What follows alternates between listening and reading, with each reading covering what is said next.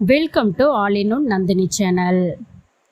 அசைவ உணவை சாப்பிட்டு விட்டு சனி பகவானுக்கு விளக்கு போடலாமா? இது நிறைய பேருக்கு இருக்கக்கூடிய சந்தேகம். இன்னைக்கு இந்த வீடியோவில் இதை பற்றி தான் தெளிவாக பார்க்க போகிறோம். வீடியோவை ஸ்கிப் பண்ணாமல் பாருங்கள்.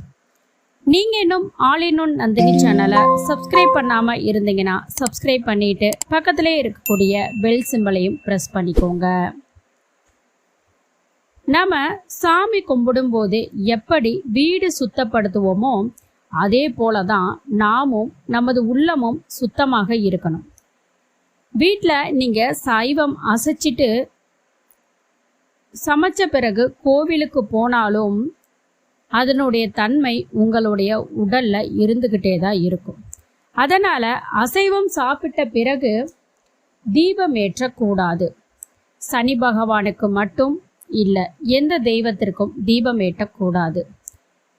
சனி பகவான் நம்மளை ஆட்டி படைக்கிறதே நம்மளுடைய வாழ்க்கையில் இருக்கக்கூடிய நல்லது எது கெட்டது எது அப்படின்னு பிரித்து ஆராயக்கூடிய அறிவை கொடுக்கறதுக்கு தான்.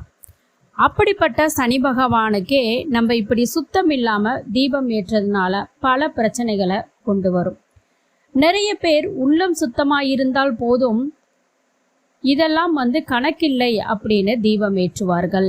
அப்படி மீறி தீபம் ஏற்றினால் என்னென்ன மாதிரியான பிரச்சனைகளை அவர்கள் சந்திக்க முடியும் அப்படிங்கிறதையும் நான் சொல்கிறேன்.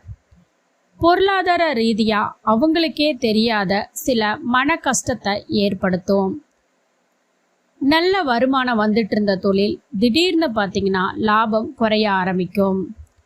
குடும்பம் மகிழ்ச்சியாக சென்றிட்டு இருந்தது, காரணமே இல்லாமல் சண்டை சச்சரவுகள் ஏற்பட ஆரம்பிக்கும். நம்ம எந்த தவறுமே செய்ததில்லையே, ஆனால் ஏன் நமக்கு இப்படிப்பட்ட கஷ்டங்கள் வருது அப்படின்னு நீங்கள் யோசிக்கிற அளவுக்கு உங்களுடைய மனம் வேதனைப்படும்.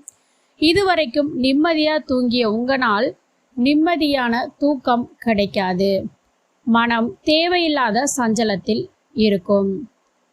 யாரோ ஒருத்தருக்கு உதவி செய்ய போய் அது உங்களுக்கு உபத்திரமாக மாறும்.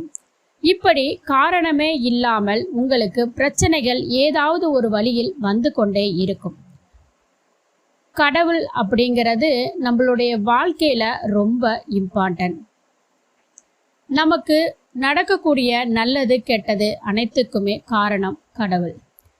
அதற்கு முக்கிய காரணம் நாம் செய்ய சின்ன சின்ன விஷயங்கள் கூட அதை நிர்ணயிக்குது. அதனால் கண்டிப்பாக நீங்கள் சைவ உணவை சாப்பிட்ட பிறகு வீடு உங்களை இந்த மாதிரி மனதாலையும் சுத்தமாக ஆன பிறகு மட்டுமே நீங்கள் தீபமேற்ற வேண்டும். மனதார வேண்டிக்கிட்டு தீபமேற்றும் போது நீங்கள் நினச்ச காரியம் கண்டிப்பாக உங்களுக்கு நிறைவேறும்.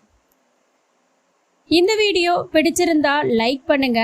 நீங்க இப்படி தீபம் ஏற்றி உங்க வாழ்க்கையில நடந்த நிகழ்ச்சியை கமெண்ட் பண்ணுங்க. தேங்க்ஸ் ஃபார் வாட்சிங்.